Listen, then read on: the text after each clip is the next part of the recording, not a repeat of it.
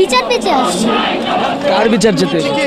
যারা অকারণে শহীদ হয়েছে, অকারণে শহীদ হয়েছে তারা। এখন তুমি কি চাও? এখন আমি চাই প্রতিবাদ। আর আরেকটা চাই যে হাসিনা যেন এই প্রধানমন্ত্রীর চেয়ার থেকে সরে যায় এবং মিজানুর রহমান আজাদ যেন বসে যায়। আচ্ছা, দুই ভাইরা দুই হাত প্রসারিত করে গুলি খেলো, তাদের ব্যাপারে কি বলবো? তাদের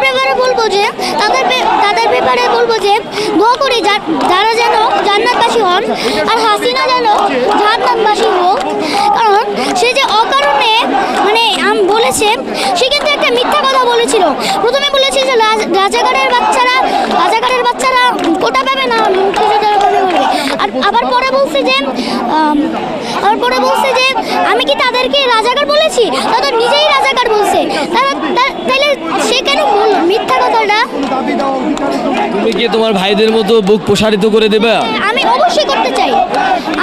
আমি অবশ্যই করব, চাইলে আমি জীবনও দিতে রাজি আছি। জীবনও দিতে রাজি আছো? তাহলে আজকের এই আন্দোলনে কাকে নিয়ে এসেছো?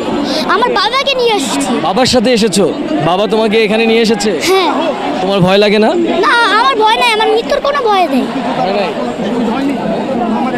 কেন ভয় নাই?